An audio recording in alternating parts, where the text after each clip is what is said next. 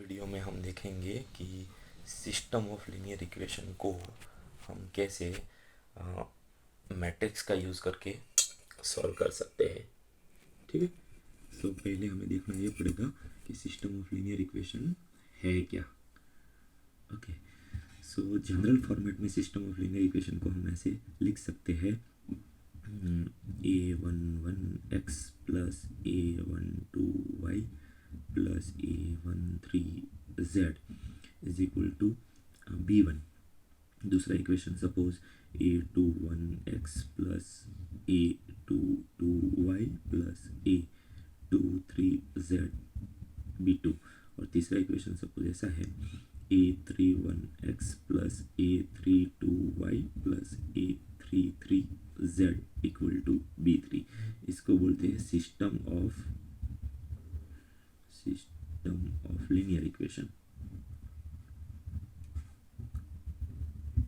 ठीक है, अब लीनियर है उसका कैसा पता चलेगा कि यहाँ जितने भी वेरिएबल्स हैं ना वो सिंगल पावर में आएगा और मल्टीप्लिकेशन भी नहीं होगा। ठीक है, एडिशन या सब्ट्रैक्शन हो सकता है। और ये जो आपको a1112 एंड a33 ये सब दिखाई दे रहा है उसको क्या बोलेंगे, कांस्टेंट। ये सारे कोफिशिएंट्स होंगे, कांस्टेंट होंगे। और राइट हैंड साइड की ट्री है b1 b2 b3 वो भी कांस्टेंट ही होगा। ठीक है, तो जब हम एग्जाम्पल करेंगे तब इसकी सबकी कोई ना कोई वैल्यू होगी हमारे पास। अब हमें क्या करना है, सबसे पहले इसको मैट्रिक्स नोटेशन में कन्वर्ट कर देना है। ठीक है, तो वो कैसे होगा, तो इक्विवेलेंटली हम इसको ऐसे लिख सकते हैं, देखो कैसे। सो फर्स्ट कॉलम कैसे जनरेट करना है, एक्स के सारे कोफिशिएंट्स कलेक्ट कर लो। सो यहाँ से a11, यहाँ से a21, यहाँ से a31। फिर सेकेंड कॉलम कैसे बनेगा, y के कोफिशिएंट कलेक्ट करो। सो a12, a22, a32। Similarly z के कोफिशिएंट कलेक्ट कर लो, थर्ड कॉलम मिल जाएगा a13, a23, a33। ठीक है, बट याद रहे अगर यहाँ इन बिटवीन नेगेटिव साइन है कहीं तो वो भी यहाँ कोफिशिएंट के साथ ही कवर करनी पड़ेगी। ठीक है, सो यहाँ नेगेटिव है तो यहाँ भी नेगेटिव आ जाएगा। और सेकंड मैट्रिक्स में आपको लिखना है जो भी वेरिएबल्स यहाँ दिखाई दे रहे हैं। कई बार एक्स वाई जेड की जगह सपोज x1 x2 x3 भी वो यूज़ करते हैं, तो हमें वो वेरिएबल कैरी फॉरवर्ड करना है। ठीक है, बट यहाँ एक्स वाई जेड है इसलिए मैं यहाँ लिख रहा हूँ एक्स वाई जेड। ठीक है, और राइट हैंड साइड होगा जो भी नंबर्स दिखाई दे रहे हैं उसको एज ए कॉलम लिख देना है b1 b2 b3। ठीक है, अब मैट्रिक्स मल्टीप्लिकेशन कैसे होता है ये आप लोगों को पता ही होगा। अगर नहीं पता है तो एक और वीडियो है वो आप देख सकते हो। ठीक है, सो मल्टीप्लिकेशन में बेसिकली हम यहाँ से रो कलेक्ट करते हैं और यहाँ से कॉलम। ठीक है, सो पहले तो वेरीफाई करना पड़ेगा मल्टीप्लिकेशन पॉसिबल होगा या नहीं। और उसके लिए भी क्या है, यहाँ जो साइज़ है वो मैटर करती है। तो इसकी साइज़ क्या है 3x3, 3 रोज 3 कॉलम्स। इसकी साइज़ क्या है 3 रोज सिंगल कॉलम। और यहाँ क्या है 3 रोज सिंगल कॉलम। अब मल्टीप्लिकेशन होगा या नहीं कैसे वेरीफाई करना है हमें, जिसका मल्टीप्लिकेशन करना चाहते हैं उसकी साइज़ नियर बाय लिख देनी है। सो 3x3 को हम मल्टीप्लाई करना चाहते हैं 3x1 के साथ, तो ये दोनों नंबर सेम होने चाहिए। तो यस यहाँ सेम है, इसका मतलब गारंटेड मल्टीप्लिकेशन होगा। और मल्टीप्लिकेशन करने के बाद जो साइज़ मिलेगी वो क्या होगी, ये दोनों नंबर्स यानी कि 3x1। ठीक है, तो मल्टीप्लिकेशन का आंसर इक्वल टू क्या मिल रहा है हमें 3x1 साइज में। इसका मतलब यस मल्टीप्लिकेशन हो तो सकता है, ये वेरिफिकेशन प्रोसेस है, होगा या नहीं। ठीक है, अब कैसे होगा, तो हमें फर्स्ट मैट्रिक्स में से रो लेना है, सेकेंड में से कॉलम। तो 1 बाय 1 मल्टीप्लाई करेंगे। देखो a11 का x के साथ, a12 का y के साथ, a13 का z के साथ, तो ये मिलेगा b1। तो वही हमारा फर्स्ट इक्वेशन बनेगा। सिमिलरली सेकेंड रो ले लेते हैं, तो a21x, a22y, a23z सबका एडिशन करो, वो होगा b2।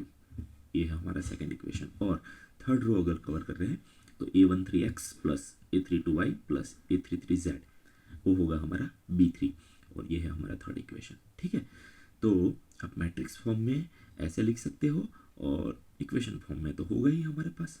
तो इक्विवेलेंट फॉर्मेट में है, एक दूसरे फॉर्मेट में हम आराम से कन्वर्ट कर सकते हैं, यानी कि मैट्रिक्स फॉर्म को इक्वेशन फॉर्म में ले जा सकते हैं, सिमिलरली इक्वेशन फॉर्म को मैट्रिक्स फॉर्म में ले जा सकते हैं। बट सॉल्व करना है यूजिंग मैट्रिक्स, तो हमें मैट्रिक्स फॉर्म में ले जाना पड़ेगा।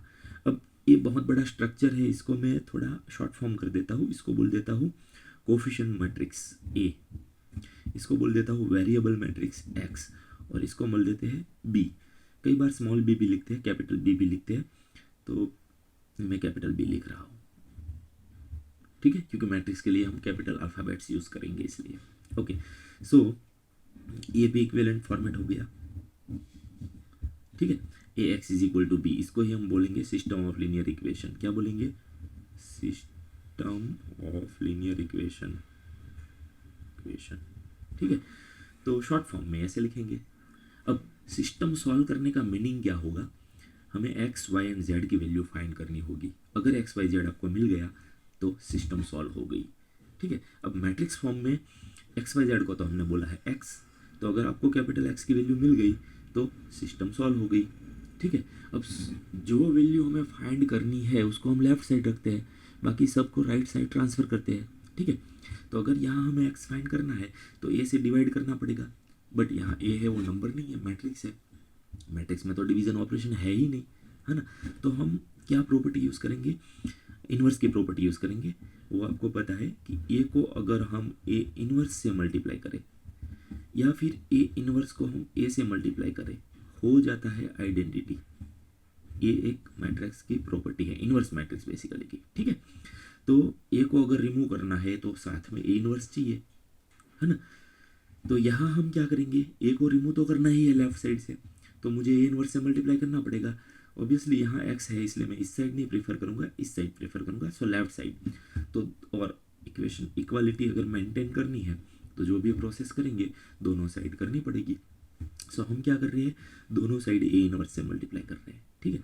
सो A inverse into A into X is equal to A inverse into B हो जाएगा, ठीक है। हम दोनों साइड ए इनवर्स से मल्टीप्लाई कर रहे हैं और दोनों साइड कर रहे हैं, इसलिए इक्वालिटी मेंटेन होगी, ओके। अब ए इनवर्स इंटू ए को तो हम आइडेंटिटी लिख सकते हैं। सो यहाँ बेसिकली आइडेंटिटी मैट्रिक्स बन जाएगा into X is equal to A inverse into B. अब आइडेंटिटी मैट्रिक्स को किसी भी मैट्रिक्स से आप मल्टीप्लाई करो तो भी कोई इफेक्ट तो नहीं आने वाली है, क्योंकि वो आइडेंटिटी है, इसलिए बचेगा तो जस्ट एक्स ही। So X is equal to A inverse into B. अब ये हो गई हमारे लिए फॉर्मूला, क्योंकि बी तो ऑलरेडी हमारे पास है, राइट हैंड साइड का जो मैट्रिक्स है वही तो हमारा बी है। अब जो हमारे पास नहीं है वो क्या है? ए इनवर्स, वो हमारे पास नहीं है, तो वो तो हम फाइंड कर सकते हैं, है ना। कि प्रोसेस भी हमें पता है, और जिसको नहीं पता है तो मैंने एक और वीडियो बना के रखा है, वो आप रेफर कर सकते हो, बहुत इजी प्रोसेस है। तो हम ए इनवर्स भी फाइंड कर सकते हैं, फिर ए इनवर्स एंड बी का मल्टीप्लिकेशन कर दो। अब मल्टीप्लिकेशन कैसे करना है वो भी प्रोसेस हमें पता है, ठीक है।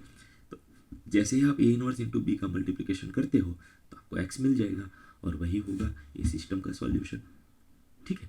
तो कोई भी system of linear equation solve करना बहुत आसान है, बट ये फॉर्मूला हम फॉलो करेंगे, बट याद रहे इसको समझ के याद रखना है, ठीक है। अगर ये प्रोसेस आप पूरी तरह से समझ लोगे तो मुझे नहीं लगता कि इसको याद रखने में कोई दिक्कत होगी, है ना।